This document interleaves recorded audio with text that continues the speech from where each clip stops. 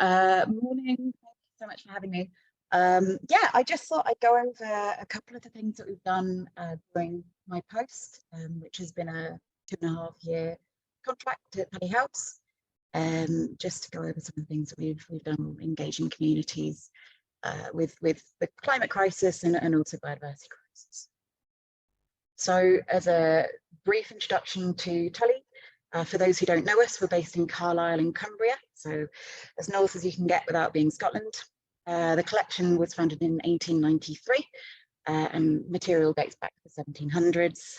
The museum had what might have been the first biological record centre, Cumbria Biodiversity Data Centre, and that worked alongside the museum from the very beginning.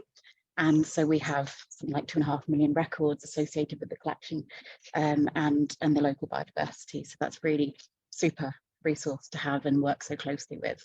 It's a designated collection with excellent provenance, and it is almost entirely local to Cumbria. So it's a real snapshot of the area, which is a really interesting county. You know, it's northern, but it's very biodiverse considering, so we have a great range of habitat types. So yeah, super. So just really quickly on the gallery. So when I started, I think I'd been there for 2 weeks, and it turned out that we needed to change an entire gallery. So that was fine. So yeah, it was a 30-year-old or more display of dioramas and so on. Absolutely stunning. But yeah, it was time that everything came off and had a rest. So in terms of the new displays we tried to do as much reusing and recycling of old display material as possible. It was actually a phased redisplay. So I did one in something like 4 weeks, I think it was, or might have been less. So we emptied the gallery and then put in a temporary feedback-based display so that I could get to engage with the communities. This was coming out of COVID, or still kind of in it. And I had only just moved there, so I didn't have the benefit of knowing the people that I was working with. So I did as much audience feedback as I could, and social media outreach and community, and also just listening to the staff who have worked there for a number of years and know what people want, especially front of house, because generally they're the ones who hear it all. So yeah, we looked at the environmental impact of display resources. So I was using conservation grade diorama materials, which I think you might have heard last year, actually, my previous assistant talked about. And that worked really, really nicely. We were able to build these lovely displays out of things like plaster float and so on. It was great. But also we were looking at the off-gassing of the glues and things that we were using, the resins. We were trying to use things that had the best sustainability, communicating, using those displays to communicate biodiversity and climate change, and using that as a learning curve. So we had a very brief temporary display on COP26. It was a good opportunity to engage audiences with things in the collection that they might not have realised were maybe red listed and so on. So Whale Tales was a project that was running before I started, but the exhibition came out when I joined. So we did this wonderful exhibition based around school children and our fin whale skeleton that washed up on the beach just outside of Cumbria, or on Cumbria. And we had school groups writing a book, basically, and then creating a stop motion animation, which was just fantastic. It was a really wonderful way of engaging them with potentially the death of a whale due to pollution. So this is Drigsby here. She is stunning, or he. And this is some of the responses that we had from young people as well. So young groups were engaged with this. I love the Nirvana one, and like I say, the schools as well. So it was a really, really lovely one. So the learnings from this one were that long-term really worked with the young children. It really engaged them, and don't underestimate their understanding and their comprehension of these topics. The feedback said that actually they were increasing their awareness of this, and they were making big changes at home, but also their reading level had significantly increased by the end of the project. And then we know that writing the book could have worked a little bit better. but I think COVID had some impact on that. So super. So yeah, it just on that, how to address environmental issues with primary school ages and audiences was about inspiring the passion and making them feel emotive connections to the collection, empowering their voices and giving them that freedom, harnessing their artwork and their creativity. They made some incredible things and it was so stunning. We had the plastic pollution monster, and yeah, and we've kept things from that to keep that legacy ongoing. Teach them physically and use the collections to do that, but then also they went out and did beach cleans, which was one of the most popular parts. And be positive, you know, it's doom and gloom, but it doesn't have to be. So we can lead by example and we can show them the best way forward. So Once Upon a Planet was a really big, it was big. That was our Esme Fairburn funded project. Keanu says thank you. So that, yeah, it was 2 years, co-curated, community-based project. So the first year was focused on an exhibition around biodiversity, climate change, and sustainability. And then the second year, which we're in now, is working with local community groups, 3 local schools, and also collections work. So it's been a lot. But it's fantastic. So we utilised a student placement, Fiona Bauer from Lancaster University. She completed a dissertation and placement with us on really Carlisle and Cumbrian specific climate change information, which just helped in these displays in the exhibition to make it a little bit more local, a little bit more relevant to our audiences. And she also helped us in selecting sustainable display materials and future projects. So I'm also looking at doing another placement coming up, looking at the double door systems that we currently have, because we have a redevelopment coming up and they're looking at not having the double door systems. So I'd just like to know the effect that would have on environment and also on pest management. Certainly if that can help us keep our footprint down, then that would be great. I am unstable, thank you. So the young people was a huge part of this, empowering those young people. So we had a group of 10 young advisors, they were voluntary, and we had a paid role, which was also a young person fresh out of university who kind of managed this group. They went out with Natural England, so I can't push enough how fantastic it's been working with the local conservation organisations. That's been probably the best part of this. So they were given collections training, they got chances to do a long listing for the exhibition, interpretation for the exhibition, and then the legacy of that is they carried on. They visited other museums to see how they've engaged with these things, and they had a really big say in our exhibition about what we put across. They then ran their own Young Conservators Convention because that was something that they were really keen to do. And you know what, it was brilliant, it was so good. And I was quite hands off with it because they just wanted to take it and run with it. And they were super. So and now we're doing a project in the second year with our capital redevelopment. So I'm looking at getting them to plan for our gardens so that we can advise on connectivity between ourselves and the other green spaces in the city, and the best things to support the wildlife we already have and the wildlife we should have in our gardens. So that's really exciting and again multifaceted for their different skill sets. How did we work with them? I don't really know. So the paid person worked well because it meant that there was someone who could engage with them and meet them at the times that suited them. So they weren't always able to do Monday to Friday, 8 till 5. It was evenings they were doing, and weekends, and then some of us would go along to some of those meetings, but generally they were able to do some self-led stuff. The meetings, yeah, they weren't too long, but they were long enough for them. They kind of led on that and what worked for them. Free food is yeah, they had pizza, and that seemed to work actually.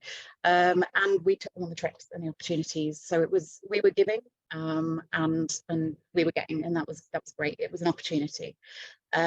So I learned that there were exhibition limitations in that. It was kind of a trial and error, but we hadn't done something of this scale before. And so there were sometimes voices that weren't heard, and that was upsetting. And that could have been managed better, but it was just bad timing with everything. but they did get it all across. So, okay. But the convention worked, the trips worked, and they're carrying on. So we now have some volunteering. We have one doing a PhD with the Record Centre, and some have joined our young producers. And they said that it was life-changing, and that is fantastic. The exhibition was lovely. We co-curated with Sustainable Carlisle, a local sustainability organisation. Like I say about the young advisors, we had Natural England. We also had Heathlands, which is a charity supporting physically disabled and just a really wide range of really wonderful people who didn't necessarily get the chance to do this. And that was through artwork. So they had artwork displayed in there. We went back to basics with deep time. We wanted to really get that knowledge over of the deep time understanding of climate change, because what's the point if people don't understand it? And then we pulled it through our local habitats and biodiversity, a really moving extinction area. You can see our passenger pigeons there, and a call to action, which was positive, and it gave people things to do. And we also had this fantastic mural by Angry Dan from Blank Wall Assassins. So that was a street art sort of intervention.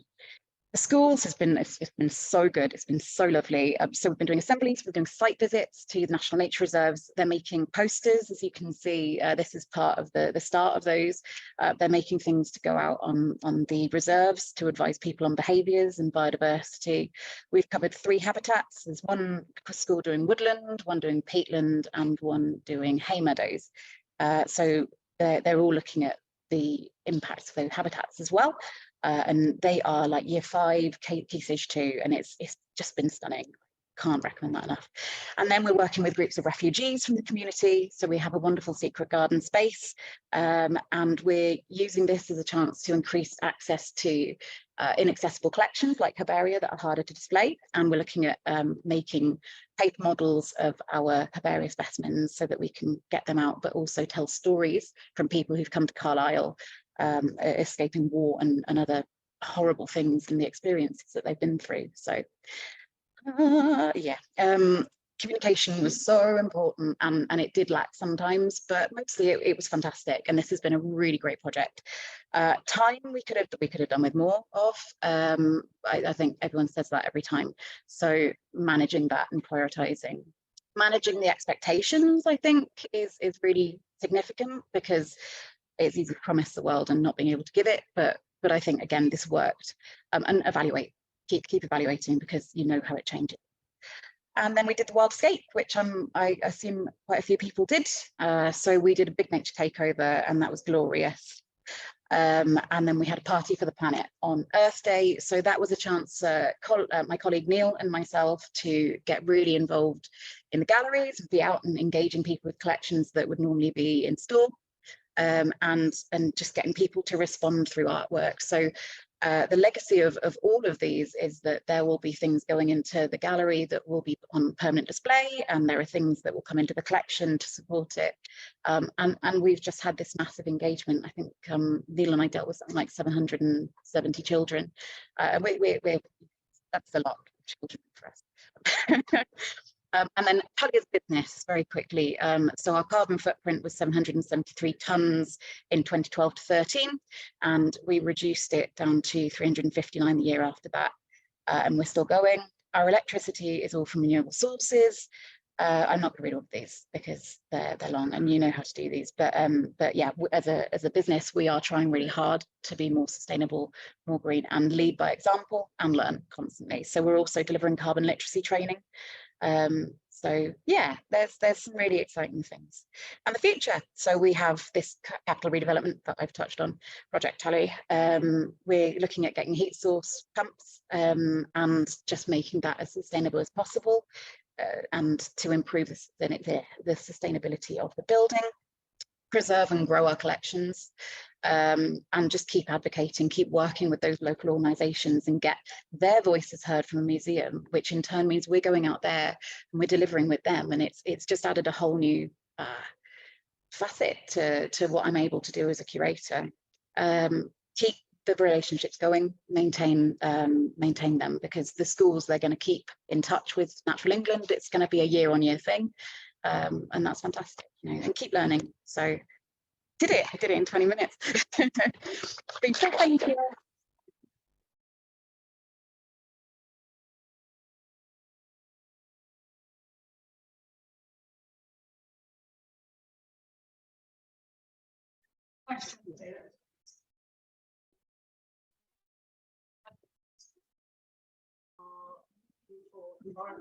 Yes. And museum collections right now. Cambridge got a lovely grant a couple of years ago, and so do we at Leeds, and they are very keen on natural science-based projects.